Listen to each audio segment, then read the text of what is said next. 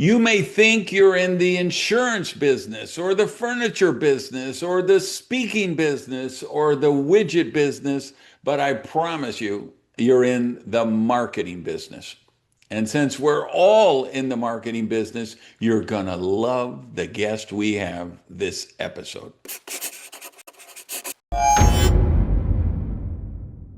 Hey, welcome back to the podcast. As you can see, I have a very special guest with us this week.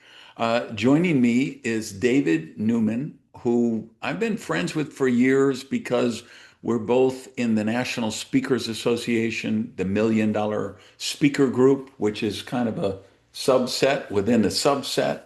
And we get to talk in that group, we get to brainstorm and mastermind about marketing strategies, big picture stuff. David's a brilliant guy in marketing. He's written 3 books previously. One is called Do It Selling, Do It Speaking is another, and another one called Do It Marketing. He's actually just out with a new book, Market Eminence. Is that right? Have I got that right, David? That is right, Randy Gage. You got it, my friend. Well, listen, great to have you on the show. I know people are going to love, we all are in the marketing business. And if you say, I don't have a business, but you have children, then you're definitely in the marketing business. So the new book is about, well, Eminence speaks to building trust, building authority, Yeah. building what I like to call market gravity, findability and search. What about this to start? How would you define eminence to you in a sentence? What does it mean if somebody has eminence? Sure. So I love so just quick backstory about this. People thought I was insane for having this title market eminence. Like, no one knows what this means. No one wakes up in the middle of the night going, I have a market eminence problem. But I love the word so much, and here's why to answer your question. The definition of eminence is recognized, fame or recognized authority in a certain sphere or profession. Now, I love this concept of recognize because a lot of people listening, a lot of people watching, they're doing great work. They're doing great work as an entrepreneur. They're doing great work in their company. They're doing great work in the world, but it's not recognized. So this is not about being superior or having expertise. It's recognized superiority, recognized expertise. So when I landed on that word, I was like, oh my gosh, this is what people need to learn. Yeah, a lot of people out there, I don't know about you, but what I'm working on with my clients in a big, big way is personal branding. Yes. I believe, we don't really know Tesla, SpaceX, we know Elon. We don't Yeah. really know Virgin Cola, we know Branson, Yeah. Oprah, Mark Cuban, these J.K. Rowling. The person, because we connect with people. We don't connect with logos, we don't connect with companies. So, like in my Breakthrough You program, I'm beating them up every day. We got to make you iconic. We got to make you a thought leader. We've got Yeah. to get you as the definitive expert in your space. Now Yeah. we got to do it in ways that make you findable by AI. I think a lot of people then get addicted to visibility, but they forget about the credibility. Yes. What will your book, how will it help them in that way? Sure. Man, there's so much richness there, but I'll calm myself down. I could tackle that one for half an hour, and I'm sure you could tackle it for 3 hours. Um, a lot of people are very concerned about visibility, right? Getting seen. And visibility is absolutely a component of market eminence.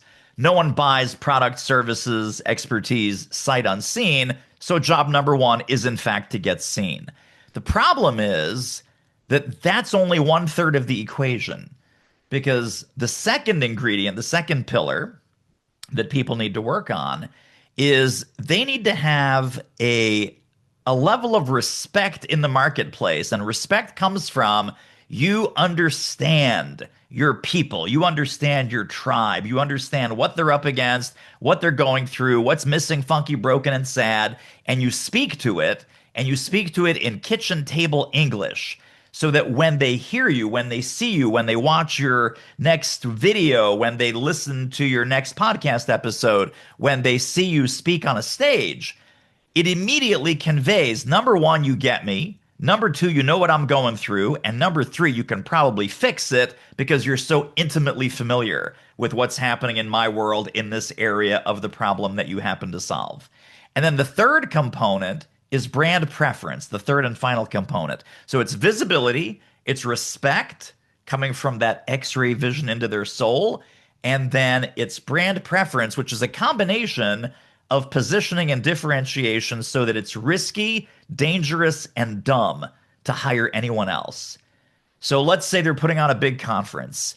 They need an amazing keynote speaker. And they're looking at Joe Schmo, they're looking at Susie Cream Cheese, and they're looking at Randy Gage.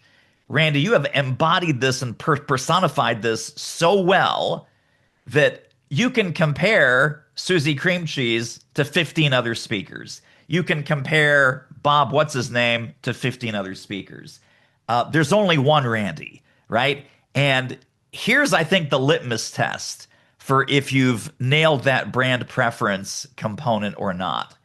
When people talk about you, someone will invariably say, I don't know, he's not to my taste. I don't know, he's not for me.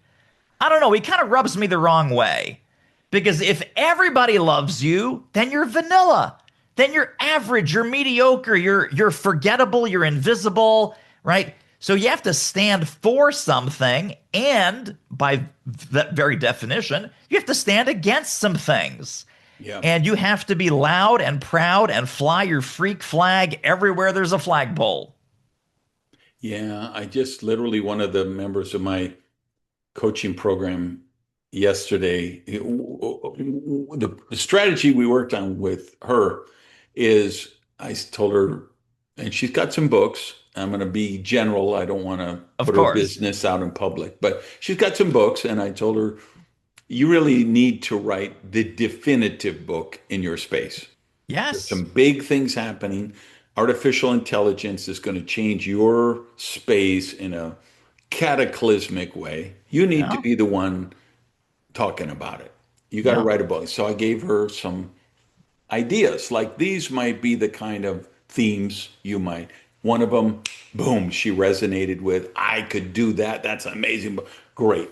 So she did it, sent it to me about a week and a half ago. And all right, the book is done. And I read it and I said, this is a chat GPT book. This is not, let's pretend her name is Mary. This is not a Mary book.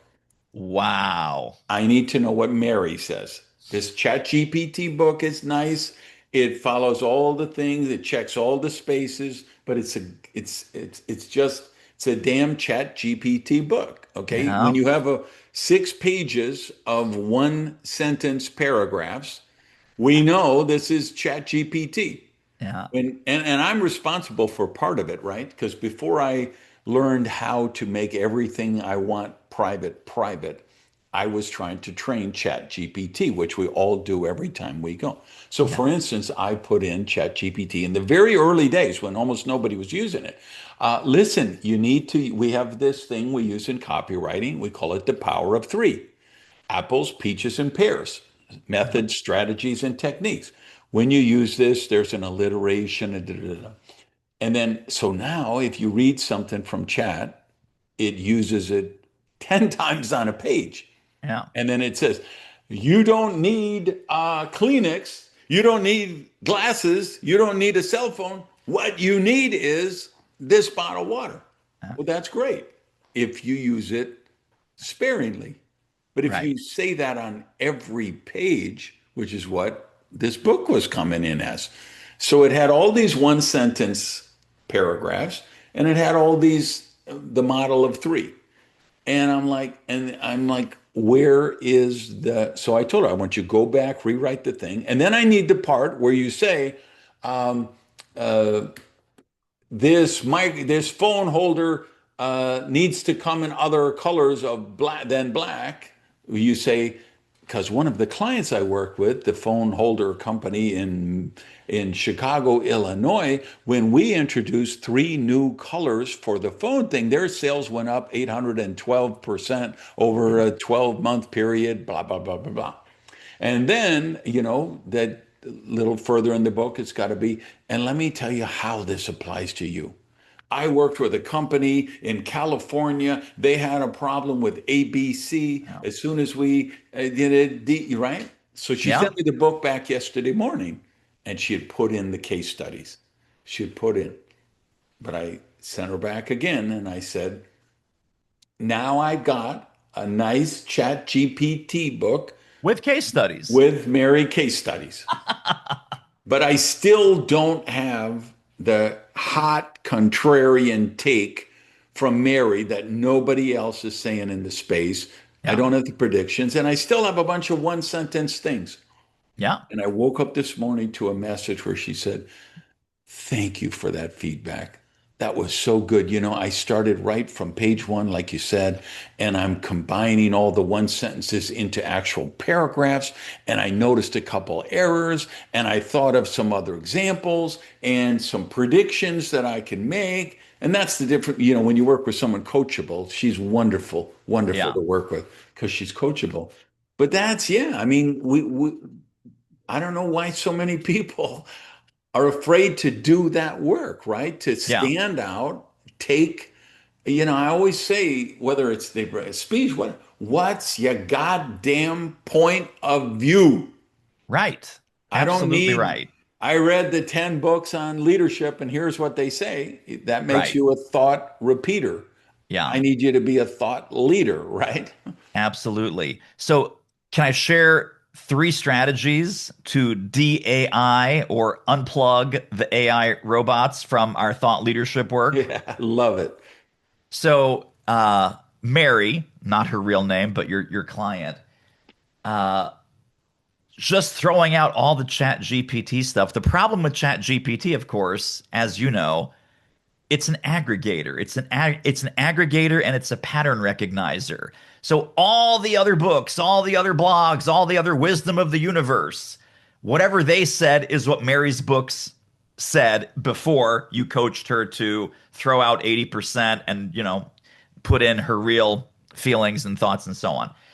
Rather than have that kind of content, I call that how-to content, right? Step one, step two, step three, 5 leadership secrets, 7 marketing moves you have to make. ChatGPT is great at that. In fact, I think most of us watching and listening, if you're still putting out how-to content, you're dead. It's over. ChatGPT is Over. going to eat your lunch so fast, it's not even funny.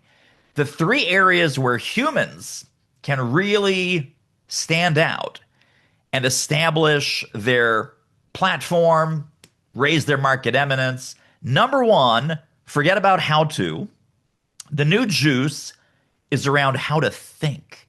How to think is higher level strategic insight. It's not information because, of course, information is how to. How to think is about perspective, opinion, recommendation, point of view. The second thing that AI is not great at least not today, not right now, is what to believe and what not to believe. And you're great at this. You're amazing at this, Randy. You are one of the pioneers of myth busting, calling out BS, reprogramming some bad programming that we've had, outdated beliefs, things that were never true, things that never served your audience, things that never really worked, but you're in this mental rut around this issue, this problem, this solution, this technology, whatever it is. So, what to believe, what not to believe, how to separate the wheat from the chaff, the truths, the half truths, the outdated truths. Number 3, how to get ready for what's coming next. This whole concept of being a trend spotter, being a future caster, looking 3 months, 6 months, a year down the road. And if you can be the Sherpa and you say, here's what I see coming. Here's some trends. Here's some things that you don't want to miss out on, and you want to jump on this early. Here's some things that are bad things that are coming down the pike you need to be prepared for and you need to guard against. Because high level people, if you're dealing with business owners, C suite people, they hate being ambushed, they hate being surprised. If there was something that they could have had an early warning system, let them know was a danger or an opportunity, and they missed it, they're furious. So if you can be that future caster, that trend spotter, those three things AI is horrendous at. Humans are awesome at it. Number one, how to think, not how to. Number two, what to believe, what not to believe. And number three, how to get ready for what's coming next. You start putting that into your content, into your visibility strategy, it's going to be a completely different response from the audience that you want to impact. I had a book that really put me on the map called Risky is the New Safe that came Yes. New York Times, Wall Street Journal, USA Today, Money Book, Publishers Weekly, every list everywhere, just Yep. a monster hit. And that has been translated to tons of languages. And it's a book like a futurist would write.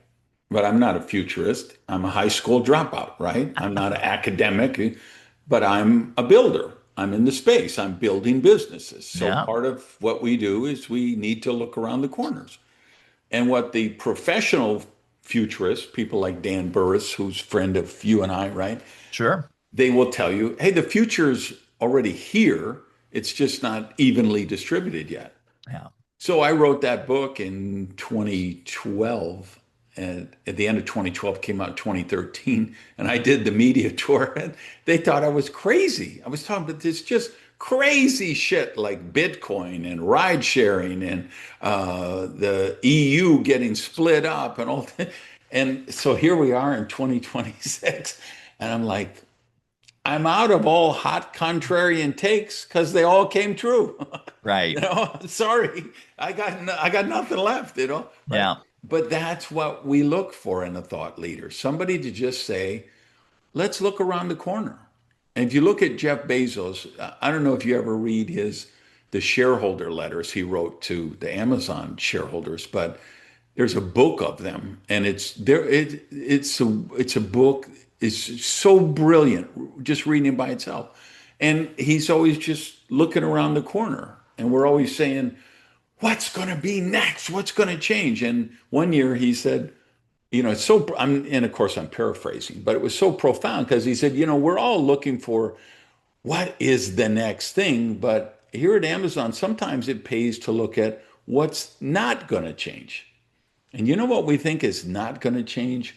That people will want fast delivery, that they will want lower prices, that, you know what I mean? And he Yeah. talked about, solid customer service and whatever.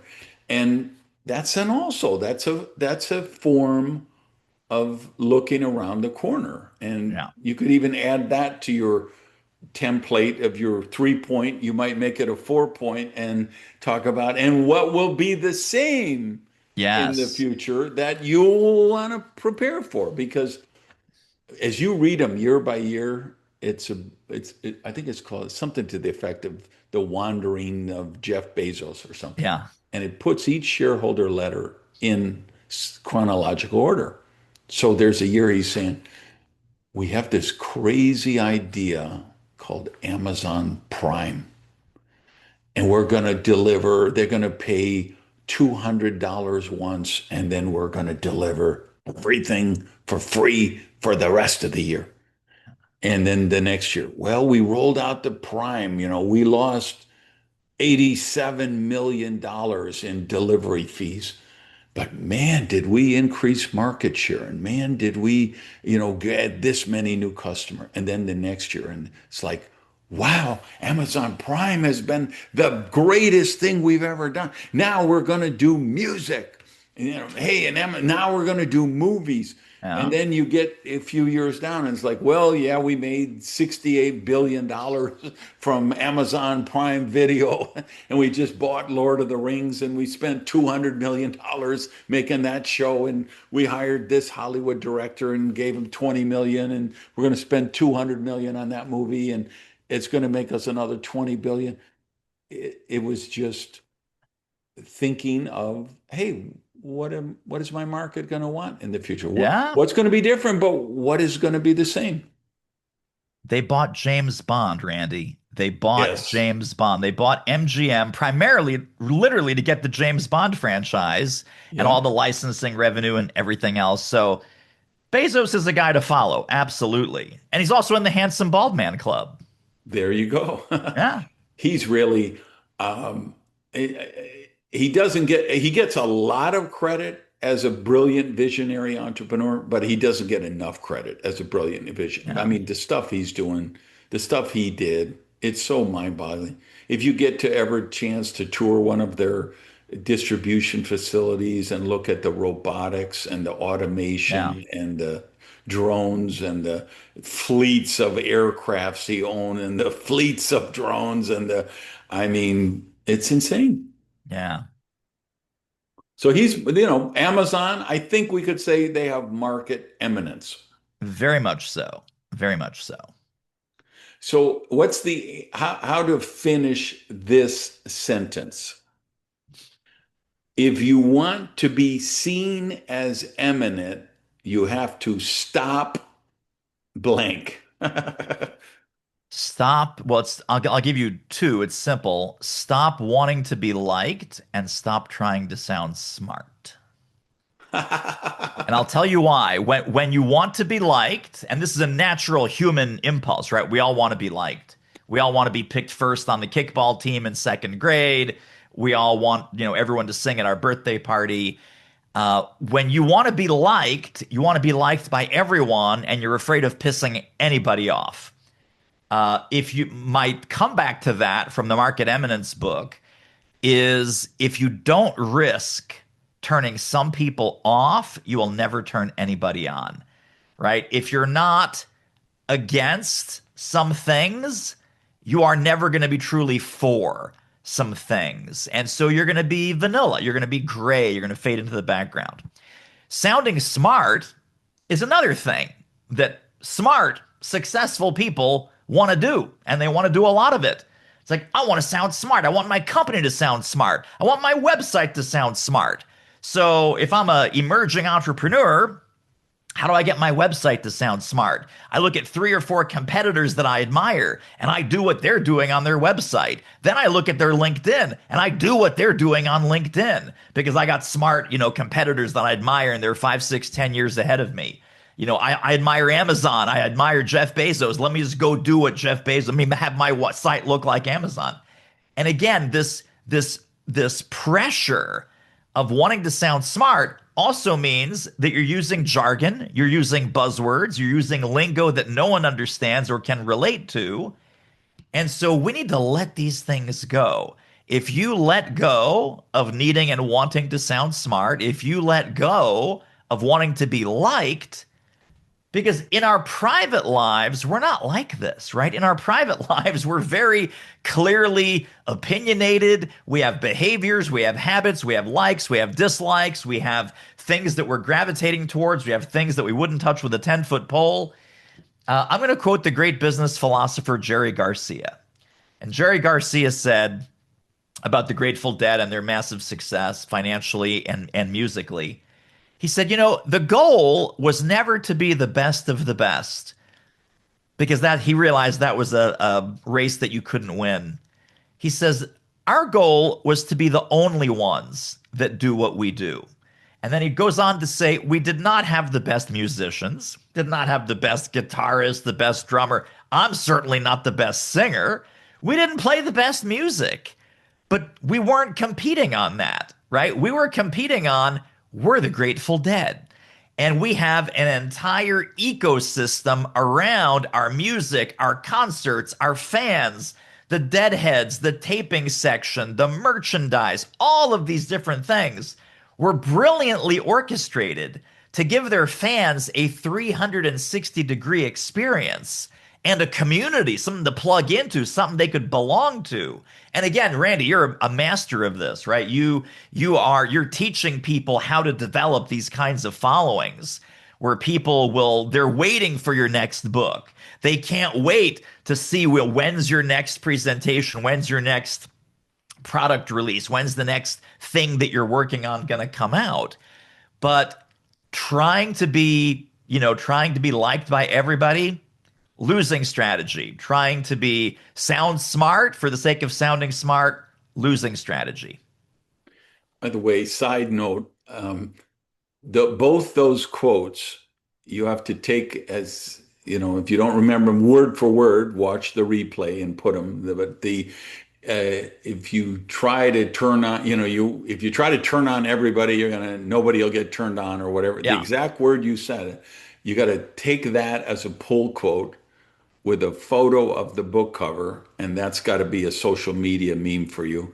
Yeah. And then the same one about trying to sound smart. Those would be really good representations of the book. So Yes. I forget that. I want to throw that advice. Thank you. Yes, yes, totally agree. Thank you for the tip. Absolutely.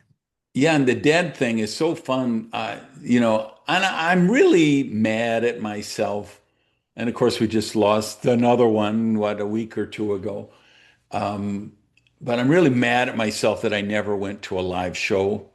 They were a little before me. They were already like doing their thing before me. Yeah. But I was so grateful that I went to Jimmy Buffett because while Yes, he very was alive, similar. Yeah. because he did the same thing. He Yeah, just built totally. this army of parrot heads, created his own following. Radio stations had no idea what to do with him. Is he country? Is he pop? Is he, you know, and he sold more records than anybody. I mean, he's got Yeah. 50 million selling albums and then developed the restaurants, the hotels, the bars, the liquor brands, the t-shirt shop, everything. Oh, yeah. And then I think Lady Gaga took a similar thing where she created an army and sold an experience. And of course, Little monsters. Taylor Swift has now Yeah. refined this to the ultimate art form.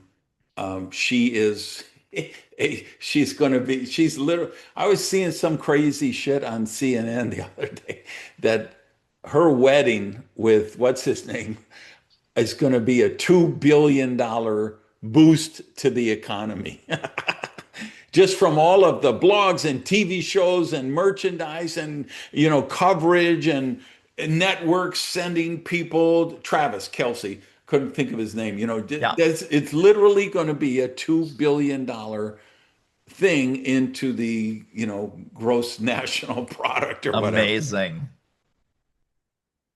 So how So does good. someone with a barber shop, somebody with 6 dry cleaning stores, somebody who's an author, a coach, a speaker, or whatever, what advice do you give them? How do you emulate what Gaga and Taylor and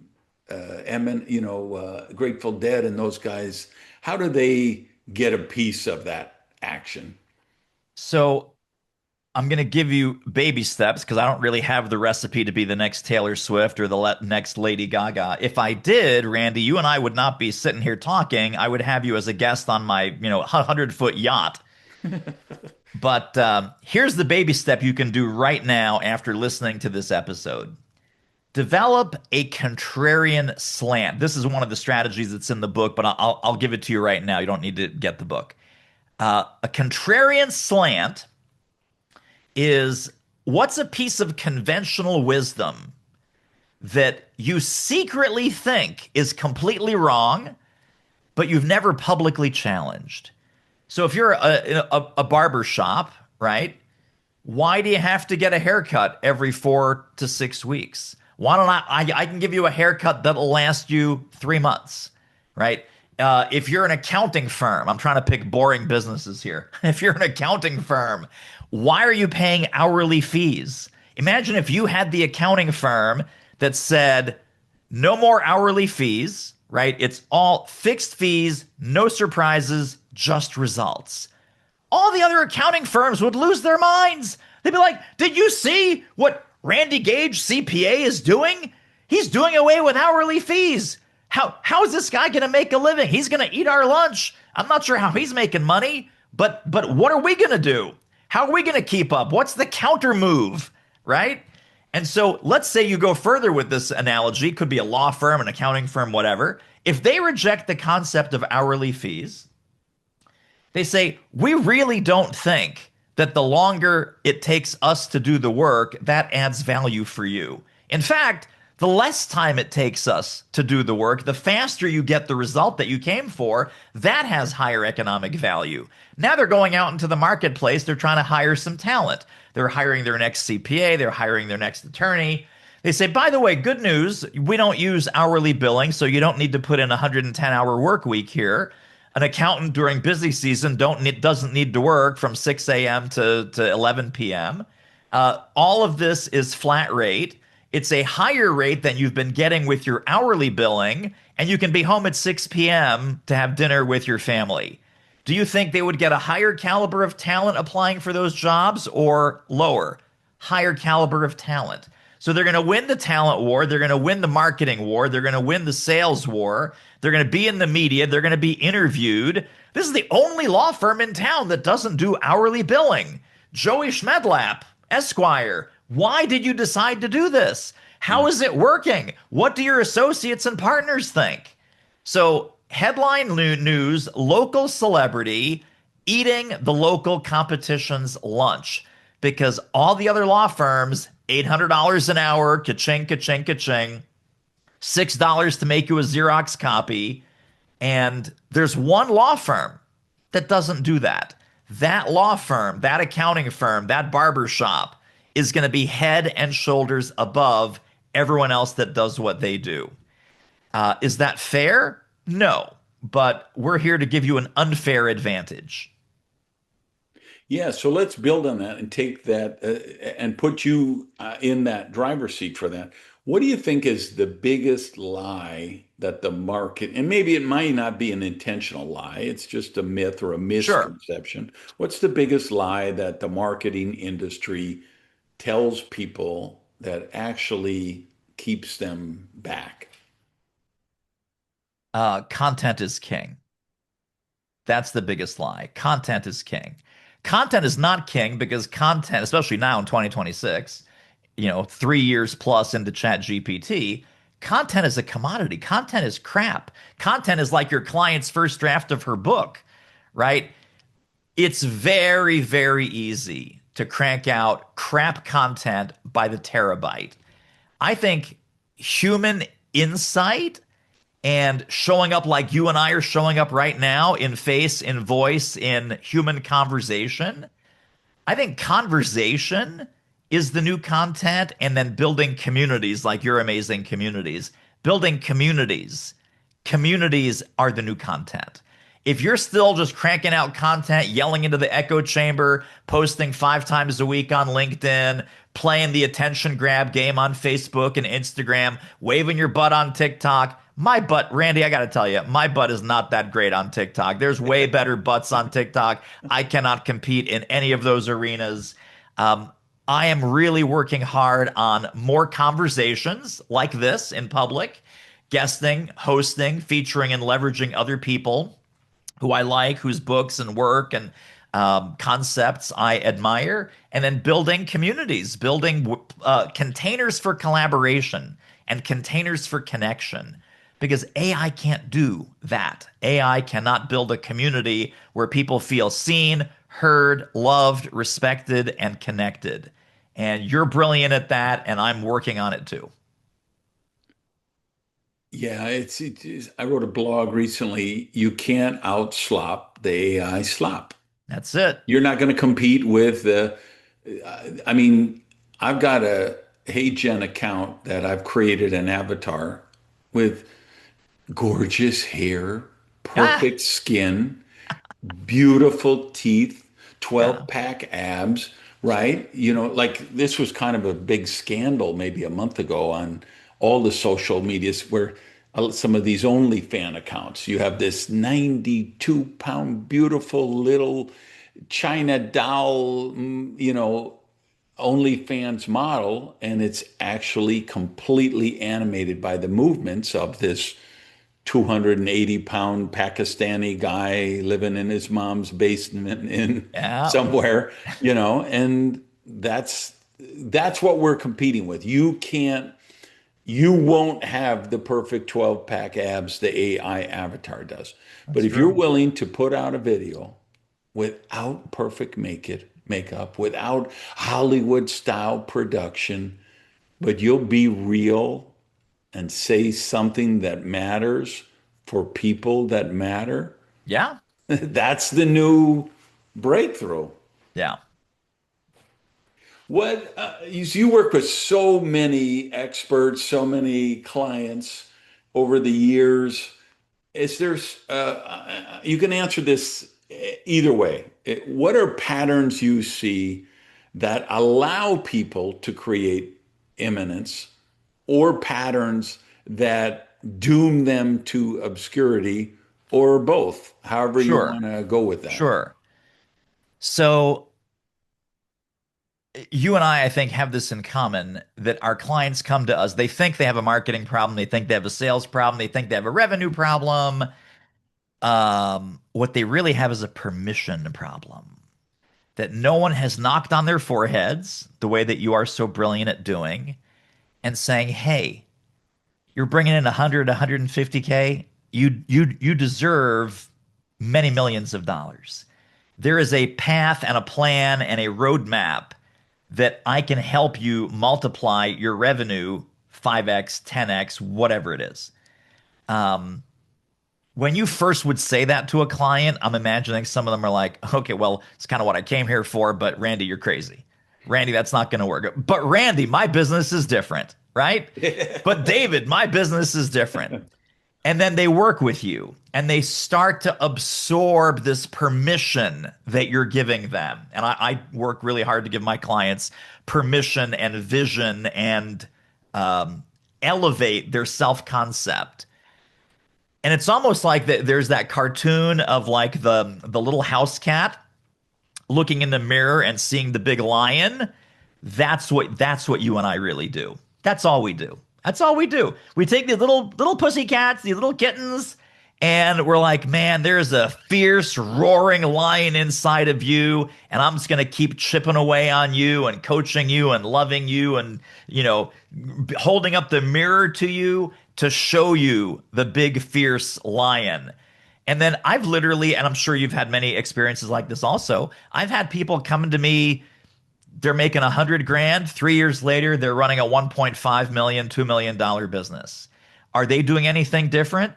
Not really. Are they thinking completely differently about who they are, what they offer, its impact on the world, its value to clients? Yes. So, another pricing thing that I sometimes share with people, I say, well, what's the difference? Let's say you're a graphic designer. What's the difference between a $300 logo and a $300,000 logo? $300, right? Upwork, whatever, Fiverr, $300 logo, $300,000 logo. And companies pay more than that for logos, by the way, for the unwashed who don't know. And they say, oh, it's the quality of the design, it's the years of the designer, it's the process, it's the branding, it's the agency behind it. No. I'll shortcut the answer for everyone. The difference between a $300 logo job and a $300,000 logo job, it's the client. You're selling it to a different client. There's $300 clients out in the world, and there's $300,000 clients in the world. They're all human beings. They're all people with faces, voices, noses, mouths, Zoom accounts. You could spend your time connecting with a $300,000 client, or you could waste a whole bunch of time trying to find your next $300 client. And again, you and I give people permission. Let's find the 300K clients and let's close some of those deals. But I'm not ready, but I don't have, but there's not enough letters after my name. But Randy, I'm a high school dropout. You say, good, me too. Let's go. The new book that I just finished, I call that the magnitude of scale. Yes. And if you don't believe me, if you don't believe David, ask a real estate agent. What's easier to sell, an $8 million house or a $150,000 house? Ask a car dealer, somebody in the car business who actually does sales. Is it easier to sell a $3.5 million Bugatti Veyron or a $40,000 Ford or Toyota or Yeah. whatever? It's magnitude of scale. It's the perceived value. And and what do? They say exactly the things you said. Well, but my business is different, or I don't have the initials after my name, whatever. Oh yeah. They make up all of those. They don't even make them up. They just repeat the limiting beliefs that they've been programmed with, and that have Yes. no idea is on their hard drive, which is, of course, their subconscious mind. Yeah. Amen. Anything else? What would you tell people about the book, why they need to have it? What did I miss? What did we not talk about? What's in there that you think, man, if you go to bed tonight without ordering this book, you're crazy. Yeah. Because, Well, and they by the way, I are. need to say, I got to read a galley proof of the book. The book is sensational. It's packed with just tip after tip after tip, strategy after strategy, just gold content, brilliant content. Thank you, my friend. I appreciate that. Well, I think that the reason that they should buy the book is exactly what you said, that this is all broken down into very manageable, very digestible, step by step chunks. So it's questions to ask yourself. You definitely want to work through this with a pencil, pad, pen. Questions to ask yourself. So there's each section of these 22 strategies, each strategy starts out with how to think, because I just mentioned earlier, how to is dead. So how to think is where the action is. So there's a how to think section. There's some areas for reflection, some bullets that you get.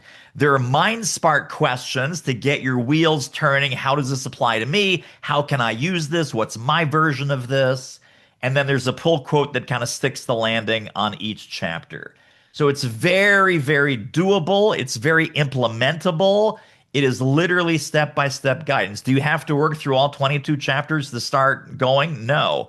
I recommend look through the 22, jump into the ones that seem like they'd be easy or fun for you, and start doing something with that tomorrow. Whether that's the contrarian lens that I mentioned, in our little exercise, the industry future that we talked about, the brand influence that we talked about, the having X-ray vision into your customers and prospects' soul as to what they're going through, what's missing, funky, broken, and sad, and then put that somewhere. Like right away, as soon as you have this idea, put it on your services page on your website. Put it in your next LinkedIn post. You're talking to a prospect tomorrow, put it in that sales conversation tomorrow, and you will see people will start to respond to you very differently than they have in the past. All right. Should they go to Amazon? You have a special page with I goodies and do. treats. Where should they Yes, go? we have treats, candy, puppies, cookies, everything is at marketeminence.com. And there are links to Amazon and Barnes and Noble and all the other places. But if you go to marketeminence.com, you can get the book and you can get all of the companion tools. So there's worksheets, there's downloads, there's templates, there's frameworks. There's even AI prompts, believe it or not, because you can't write a book in 2026 without giving people AI prompts to play with the ideas with their favorite GPT, with their favorite AI tool. And so all of that is at marketeminence.com. Whether you buy the book or not, get the goodies, get the freebies, get the worksheets and tools and video training that accompany the book, and start working on it ASAP. All right. We'll put all that in the show notes. If you haven't, by the way, David, if you haven't bought the misspelling of Eminence for the URL, you should do that Yes, because I can tell you there's 22.46% of Americans who do not know how to spell that's eminence. a tough word. I mean it. Yeah. If you don't have the uh, ENC instead of ANC or whatever, Yes, yes. get the misspelled version, which I don't know which one is because I'm one of those 22% of ignorant, dropouts. Right. All right, so we got entrepreneurs who follow this podcast. They're they're dreamers, they're visionaries, they're building something. That's if they're still hanging around this podcast at this point in their career, they're mostly entrepreneurs. Any final words you have for them? Yes, action eliminates fear. So if you're looking at this market eminence, differentiation, how do I separate myself? How do I get recognized as being in the top 5% and stop being compared to all these other idiots that look like they do what I do, but I'm better, I'm smarter, I'm cooler. I do better work. I have higher integrity. I care more about my clients and customers. Action eliminates fear. Take that first couple of baby steps that I recommended and try something immediately. Because if you're afraid, oh gosh, what if I rub someone the wrong way? What if this isn't received the way that all my previous stuff has been received? And it won't be. It won't be. You will get a little bit of hate mail. Here's your litmus test. If you get a little bit of hate mail, just once in a while, you're doing this right. All right, David, thanks so much for sharing your time and your wisdom with us. You guys watching, you know the drill. I'd like to hear from you down in the comments. We kept the cameras on. We'll put this on the YouTube too, so you can get in the comments there. If you didn't yet, grab a copy of David's book. Maybe grab an extra copy if you know someone going to get out of high school, just graduating from college, some nephew of yours who's an entrepreneur. They will really value the book. And until next episode, we love you guys. Have an amazing week. Peace.